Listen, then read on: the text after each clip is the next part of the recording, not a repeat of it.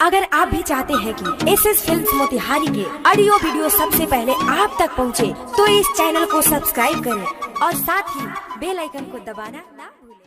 Presented by SS Films Motihari. Music by Saurabh Aishwarya. Motihari के बारात हो लहंगा उठा दे। मोतिहारी के बारात हो डीजे मनीष रक्सौल। मोतिहारी के बारात हो म्यूजिक बाय सौरभ ऐश्वर्या। लहंगा उठा दे। मोतिहारी के बारात हो नचनो रे छौरी आज तोहरे नुरात हो। तोहरे नुरात हो। तोहरे नुरात हो नाचना रे छौड़ी आज तोहरे नुरात हो। लहंगा उठाते मोतिहारी के बारात हो। लहंगा उठाते हो रितिया के बारात हो। जुटल यही जा देखो बारो हो रे जात हो। बारो हो रे जात हो। बारो हो रे जात हो जुटल यही जा देखो बारो हो रे जाते हो। बारो हो रे जाते हो लहंगा उठाते मोतिहारी के बारात हो। लहंगा उठाते हो रितिया के बारात हो। चकिया के बारात हो। रितिया के बारात हो। लहंगा उठाते हो रितिया के बारात हो।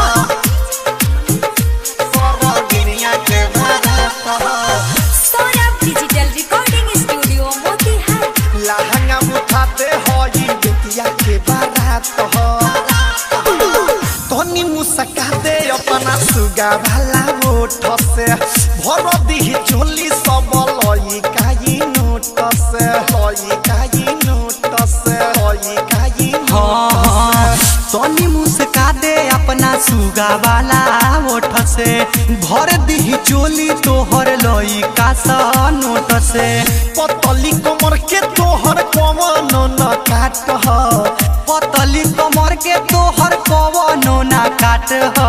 कवनो ना काट हो लहंगा उठा दे मोतिहारी के बारात हो। लहंगा उठा दे हो ये चकिया के बारात हो। चकिया के बारात हो।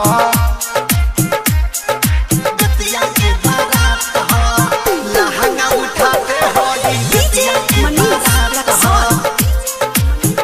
सरोगिनिया के बारात हो।